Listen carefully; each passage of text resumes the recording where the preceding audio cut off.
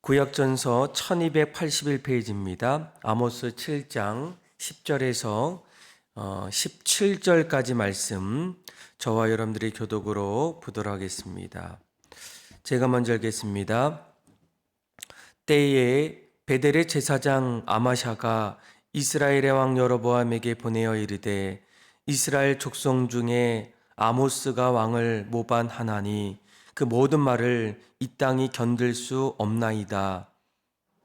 말하기를 여로보암은 칼에 죽였고 이스라엘은 반드시 사로잡혀 그 땅에서 떠나겠다 하나이다. 아마샤가 또 아모스에게 이르되 선견자야, 너는 유다 땅으로 도망하여 가서 거기에서나 떡을 먹으며 거기에서나 예언하고 왕의 성소요 나라의 궁궐이민이라. 아모스가 아마샤에게 대답하여 이르되 나는 선지자가 아니며 선지자의 아들도 아니라 나는 목자요 뽕나무를 재배하는 자로서 여호와께서 내게 이르시기를 가서 내 백성 이스라엘에게 예언하라 하셨나니 이는 너는 여호와의 말씀을 들을지니라. 내가 이르기를 이스라엘에 대하여 예언하지 말며 이삭의 집을 향하여 경고하지 말라 하므로 성읍 가운데서 창녀가 될 것이요 내 자녀들은 칼에 엎드려지며 내 땅은 측량하여 나누어질 것이며 너는 더러운 땅에서 죽을 것이요 이스라엘은 반드시 사로잡혀 그의 땅에서 떠나리라 하셨느니라. 아멘. 이 땅을 살아가다 보면 우리는 많은 소리를 듣게 됩니다. 그 소리 가운데는 우리가 살아갈 때 반드시 알고 또 지켜 나가야 될 일들, 우리가 소위 진리다라고 이렇게 말하지만 또 한편으로는 우리가 듣지 않고 또 행하지 않아야 될 그런 거짓된 이야기의 소식들도 들려오게 됩니다. 또 우리의 삶의 자리에서 우리가 말하는 그런 입술의 고백 속에서도 진리 또 우리가 알아야 될 일들을 이야기할 때도 있지만 또 때로는 우리 입술에는 해서는 안 될 또 거짓된 그런 이야기들도 고백할 때가 많이 있다는 거예요. 예수님께서도 이 땅에 오셨을 때 제자들을 향해서 뭐라고 얘기합니까? 복음의 말씀, 또 참된 진리의 말씀을 전하면서 그 말씀을 들었던 제자들, 그들이 이 땅을 살아갈 때 이 땅에는 수많은 복된 소식들도 있지만 또 그러지 않는 또 거짓된 그런 소식들도 있다. 그러면서 어떻게 합니까? 그 소식을 들을 때 분별하는 마음들. 또 그러면서 너희들이 그 말씀을 진짜의 말씀을 전할 때 그 말씀을 통해서 때로는 오해를 받을 때도 있고 또 실족할 때도 있다라는 거예요. 그러니까 요한복음 16장 말씀을 보게 되면 너희들이 하나님을 섬기고 또 예수님의 길을 따라가고 또 복된 길, 또 복음의 기쁜 소식을 전할 때 무엇보다도 실족하지 말라라고 이렇게 말씀해 주고 있어요. 그러면서 너희들이 행하는 어떤 일들 또 그 길을 따라갈 때 때로는 그 일로 인해서 그 공동체 안에서 출교를 당할 수도 있고 또 심지어는 너희를 죽이는 자가 나타날 수 있다라는 거예요. 물론 그때마다 받아들이고 또 견디기가 어려울 것 같습니다. 그래서 예수님께서는 그런 자리에 너희들은 애곡할 때도 있고 또 곡할 때도 있고 근심할 때도 있지만 무엇보다 세상은 그런 너희들의 모습을 보고 기뻐한다라고 이렇게 말씀해 주고 있어요. 여러분들은 최근에 삶의 자리에서 어떤 소식들 또 어떤 이야기들을 하고 계십니까? 오늘 우리가 읽었던 이 아모스 7장 말씀을 보게 되면 그동안 하나님께서 부르셨던 이 아모스 선지자가 이스라엘의 죄, 하나님 앞에서 하나님을 떠나 있던 이스라엘 백성들을 향해서 심판의 예언을 하게 됩니다. 너희들은 하나님을 멀리했고 또 언젠가는 곧 멸망할 것이다 라는 거예요. 17절 말씀을 한번 볼까요? 17절 말씀을 보게 되면 이렇게 얘기하죠. 여호와께서 이와 같이 말씀하시기를 내 아내는 성읍 가운데서 창녀가 될 것이요. 그러니까 수치를 당하게 될 것이고 또 내 자녀들은 칼에 엎드려지며 전쟁을 통해서 죽임을 당하게 되며 또 내 땅은 측량하여 나누어질 것이며 너희들이 갖고 있었던 많은 것들을 잃어버릴 것이며 너는 더러운 땅에서 죽을 것이요 이스라엘은 반드시 사로잡혀 그의 땅에서 떠나리라 하셨느니라. 그러니까 하나님께서 너희를 애굽에서 포로된 사람들을 다시금 부르셔서 가나안 땅에 하나님의 백성으로 삼아 주셨는데 오히려 이 출애굽의 모든 은혜를 무효로 만드시고 결국 완전히 멸망하는 그런 일들이 나타날 것이다라고 말씀해 주고 있어요. 아마 이러한 하나님의 심판이 선포되었을 때 여러분 우리가 가장 먼저 해야 될 일은 무엇이겠습니까? 왜 이런 일들이 우리의 삶 속에 나타나고 있는지 또 그 원인에 대한 어떤 관심을 여러분들이 가지셔야 됩니다. 왜 이렇게까지 될 수밖에 없었을까?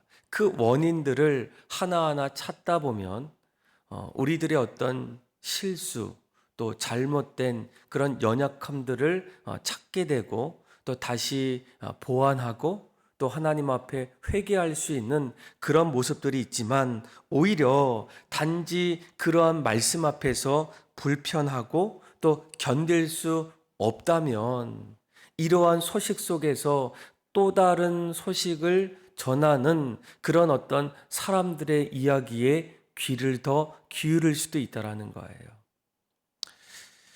아모스 7장 10절 말씀을 보게 되면 이제 아모스가 하나님의 말씀을 계속적으로 하나님의 심판의 말씀을 전할 때에 이 베델의 제사장이었던 아마샤 그가 이제 아모스에게 다가와서 이런 이야기를 합니다. 우리 한번 10절의 말씀 한번 읽어볼까요? 시작. 때에 베델의 제사장 아마샤가 이스라엘의 왕 여로보암에게 보내어 이르되 이스라엘 족속 중에 아모스가 왕을 모반하나니 그 모든 말을 이 땅이 견딜 수 없나이다. 아멘. 그러니까 아모스는 하나님의 말씀을 듣고 이스라엘 백성들의 죄를 이제 하나하나 소상히 밝히면서 하나님께서 이러한 모습 속에서 반드시 심판하시겠다라는 거예요. 멸망하겠다. 누가 그 말을 들어도 사실은 좋아할 사람은 아무도 없습니다. 그러나 아모스는 하나님의 말씀이고 그 말씀이 이스라엘 백성들에게 실현되게 되면 그들의 삶에 더 이상 희망이 사라지고 결국 멸망하는 끔찍한 일들 속에서 먼저 하나님의 말씀을 그들에게 선포하게 돼요. 그런데 그 말을 들었던 수많은 사람들 가운데에 베델의 제사장이었던 아마샤 그가 뭐라고 얘기합니까? 이스라엘의 왕 여로보암에게 이렇게 얘기합니다. 아모스가 왕을 모반합니다라는 거예요. 오히려 하나님의 말씀을 전했던 아모스를 조롱하고 그의 말이 오히려 거짓이다라고 이렇게 말하게 돼요. 그리고 그의 이야기는 여기서 끝나지 않습니다. 조금 더 구체적으로 얘기해요. 우리 한번 11절부터 13절까지 말씀 같이 한번 읽어볼까요? 시작. 아모스가 말하기를 여로보암은 칼에 죽겠고 이스라엘은 반드시 사로잡혀 그 땅에서 떠나겠다 하나이다. 아마샤가 또 아모스에게 이르되 선견자야 너는 유다 땅으로 도망하여 가서 거기에서나 떡을 먹으며 거기에서나 예언하고 다시는 베델에서 예언하지 말라. 이는 왕의 성소요 나라의 궁궐임이라. 아멘. 그러니까 아모스가 하나님의 말씀을 전했던 그 말씀, 여로보암은 칼에 죽겠고, 그리고 이스라엘은 더 이상 사로잡혀서 멸망하겠다. 어떻게 이런 이야기를 할 수 있겠느냐? 지금 우리가 보여지는, 또 우리가 살고 있는 그 이스라엘의 삶의 자리는 솔로몬과 그리고 다윗 이후에 가장 번창하고 그리고 가장 괜찮은 그런 삶을 살았던 시대가 바로 여로보암이 살고 있었던, 그리고 남유다는 우시야 왕이 통치하는, 아모스가 예언하는 그 시대에 하나님께서 말씀해 주셨다라는 거예요. 그래서 이러한 말을 들었을 때 충분히 누구라도 아모스의 예언보다는 아마샤라는 이 베델의 제사장의 이야기에 더 귀를 기울일 수가 있다라는 거예요. 그리고 또 나아가서는 아마샤가 아모스에게 뭐라고까지 얘기합니까? 12절 말씀을 보게 되면 너는 이곳에서 예언하지 말고 유다 땅으로 가서 거기에서 떡이나 먹으면서 그곳에서 살아라라고 이렇게 아모스에게 조롱하게 됩니다. 그리고 13절에 보니까 오히려 다시는 베델에서 예언하지 말고 이곳은 왕의 성소요 나라의 궁궐임이니라 라고 얘기합니다. 그러니까 세상의 권력 앞에 하나님 말씀이 굴복되어지는 그런 아마샤의 어떤 조롱, 어떤 모함의 어떤 이야기들을 이 아모스가 듣게 됩니다. 아마 진리를 이야기할 때면 늘 거기에는 그 진리가 아닌 가짜의 이야기도 함께 따라오게 됩니다. 때로는 진리보다도 오히려 가짜의 이야기가 더 풍성해지고 또 진리를 점점 몰아내기 위한 모반, 또 조롱, 또 어려움들이 그 안에서 반드시 나타날 수밖에 없다라는 거예요. 그래서 예수님도 제자들을 향해서 이렇게 얘기하지 않습니까? 세상이 너희를 핍박할 것이다. 세상에서 너희가 곡하거나 애통하거나 근심하지만 그런 자리에서 세상은 오히려 기뻐한다라고 그렇게 말씀해 주고 있다는 거예요. 아마 여러분들도 하나님 뜻대로 살아갈 때 세상 속에서 이러한 세상의 조롱들, 또 핍박들, 그리고 어려운 일들을 여러분 당할 때도 있다라는 거예요. 여러분 그럴 때마다 여러분들은 어떻게 하십니까? 오늘 말씀처럼 오히려 베델을 떠나서 유대 땅으로 떡이나 먹는 그런 모습으로 살아가고 있습니까? 아니면 세상의 삶의 자리에서 어쩔 수 없구나, 세상의 권세의 굴복 아래서 그렇게 살고 있습니까? 그런데 이러한 말씀을 들었던 아모스는 14절부터 그 말씀을 듣고 이렇게 대답하게 돼요. 우리 한번 14절, 15절, 우리 16절, 15절까지 한번 읽어보겠습니다. 시작. 아모스가 아마샤에게 대답하여 이르되 나는 선지자가 아니며 선지자의 아들도 아니라 나는 목자요 뽕나무를 재배하는 자로서 양떼를 따를 때에 여호와께서 나를 데려다가 여호와께서 내게 이르시기를 가서 내 백성 이스라엘에게 예언하라 하셨나니 이제 너는 여호와의 말씀을 들을지니라. 아멘. 그러니까 아모스가 아마샤에 의해서 조롱을 당하고 또 모반이라는 어떤 그런 이야기를 들었을 때 아모스는 어떻게 합니까? 오히려 그 자리에서 낙심하기보다는 베델을 떠나서 유다 땅으로 도망하기보다는 그 자리에서 다시금 자신이 하나님 앞에서 부르심을 받았던 그리스도인의 정체성을 다시 한번 돌아보게 돼요. 그가 이렇게 얘기하지 않습니까? 나는 사실 선지자도 아니고 또 선지자의 아들도 아닙니다라는 거예요. 그런데 오히려 나는 목자였고 뽕나무를 재배하는 그런 사람이었는데 어느 날 하나님께서 나를 데려다가 하나님께서 나를 이스라엘 백성들 가운데에 서게 하시고 또 그들에게 그 말씀을 전하라라고 나에게 부르셨고 나에게 사명을 주셨습니다라고 이렇게 고백하고 있다라는 거예요. 여러분, 우리가 신앙생활 하면서 때로는 하나님 뜻 가운데에 세상으로부터 또 귀한 진리의 말씀을 전할 때 아마샤와 같은 이러한 사람들이 우리를 모반하고 조롱하고 핍박할 때에 우리가 해야 될 일은 무엇이겠습니까?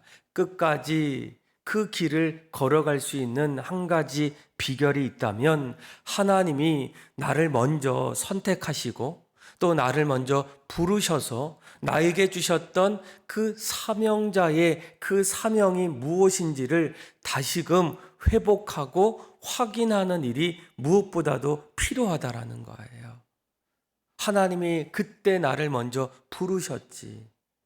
수많은 사람들 가운데에 나를 먼저 택하셔서 나를 통해서 세상 속에 보냄받은 사명자의 길을 나에게 확인해 주시고 부르셨던 그때의 그 모습을 다시금 내가 회복하고 다시 깨어나는 그런 일들이 일어날 때 우리는 여전히 하나님 앞에서 세상 속에서 좁은 길 그리고 진리의 길을 믿음으로 걸어갈 수가 있다라는 거예요.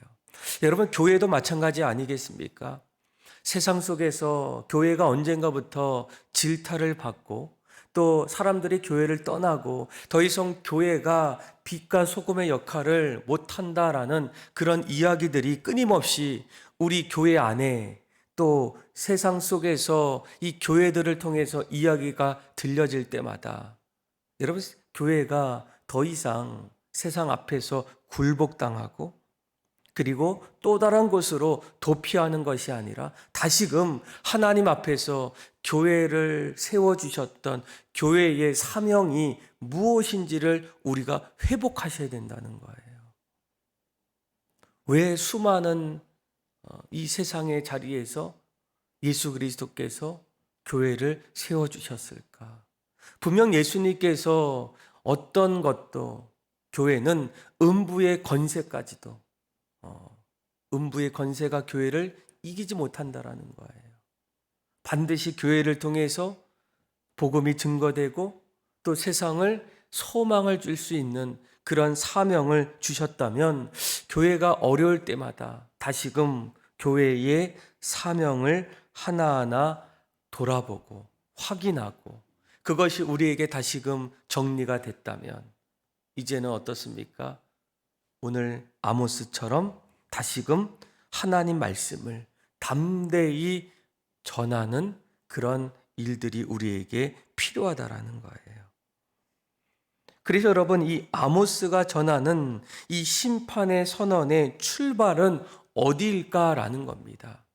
내가 힘이 있어서 전하는 것이 아니라 더 중요한 것은 하나님이 나를 부르셨고 그 말씀의 내용이 하나님의 말씀이라는 거. 오늘 본문에도 우리가 잘 보시면 16절에 이렇게 얘기하죠.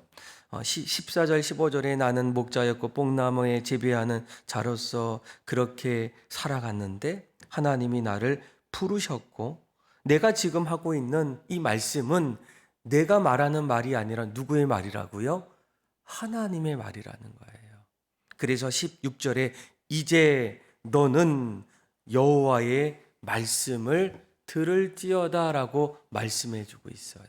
그래서 여러분, 무엇보다도 우리가 교회의 사명을 회복하고 또 그리스도인의 정체성을 회복할 수 있는 가장 중요한 것은 우리가 무엇보다도 하나님의 말씀을 들으셔야 하는 거예요. 그 말씀을 점점 들을 때에 나의 생각을 내려놓을 수 있고 내 안에 차지했던 나의 마음들, 나의 생각들이 점점 하나님의 말씀으로 가득 넘쳐가다 보면 그 말씀이 나를 세우고 나를 세상 속에서 하나님이 기뻐하시는 사명자로 우리를 보내주실 수 있다라는 거예요. 아마 우리 교회도 이제 이번 주 주일날 임직 감사 예배를 드리게 돼요.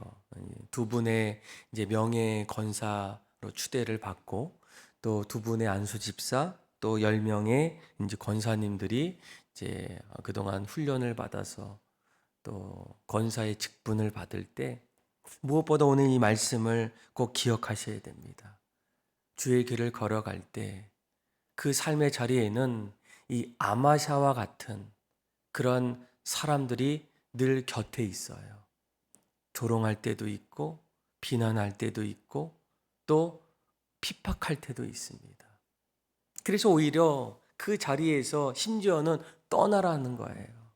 너로 인해서, 너 때문에. 그런데 그때 해야 될 일이 뭐예요?